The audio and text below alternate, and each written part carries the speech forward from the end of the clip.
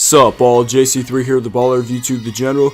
Welcome to Topic Tackle. My take for today is on if Ben Wallace and Dennis Rodman really gave Shaq big problems in their matchups against him. This video is going to show you that I read the comments because it is entirely inspired by all the comments on my video about the one player that Shaq couldn't intimidate. Again, I got to say thank you for the support on that video and my other past ones.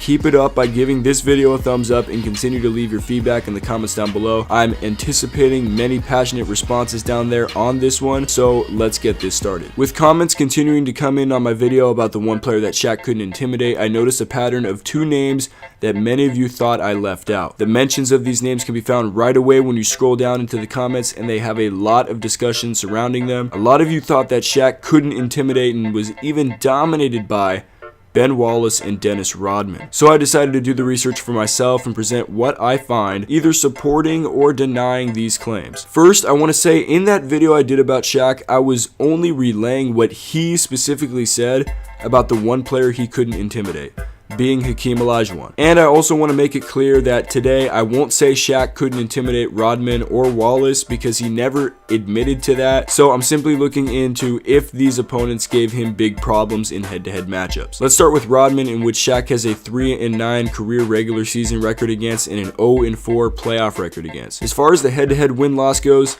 not looking good for O'Neal, considered the most dominant big in history by many. Rodman gets praised for his 96 playoff performance against Shaq, specifically Game 3, in which he held him to 42.1% field goal shooting and 17 points. Shaq's turnovers also went up against Rodman too. Even with severe height and weight disadvantages, a 6'7", 218-pound Rodman was able to use his strong lower body as a base to plant and hold 7'1", 300+ pound Shaq from establishing prime position under the basket. I mean, Shaq's numbers against Rodman aren't terrible. He still averaged a double-double against him. But what Rodman did was elicit proactive strategies to neutralize some of Shaq's strengths in head-to-head matchups. And this is especially seen in the 96 playoffs. As an insightful article on Quora by Matt Johnson puts it, wherever Shaq was trying to go, Rodman would get there first. This is why Rodman got as many rebounds as he did.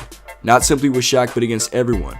But it's also why when Shaq posted up against Rodman, he was typically starting a bit further out than normal. This means more work to get closer to the basket, which means more time, during which teammates can come to help against Shaq. So he made Shaq work for everything by expending a lot of energy on his end, which we know Rodman had plenty of. The article also notes that this was a young Shaq that was great in transition, but still hadn't totally found it in the half-court game yet. So the question to you is, would Rodman have been able to contain Shaq in his absolute prime from 1999 to 2004? Well, here is someone that came close to doing that, because I guess you could call the 2004 NBA Finals as sort of the tail end of Shaq's absolute prime, in which he was dominant, winning 3 titles. Ben Wallace is the man here, and he has a 14-8 overall playoff record against Shaq, beating him and Wade in the 2005 Eastern Conference Finals in 7 games.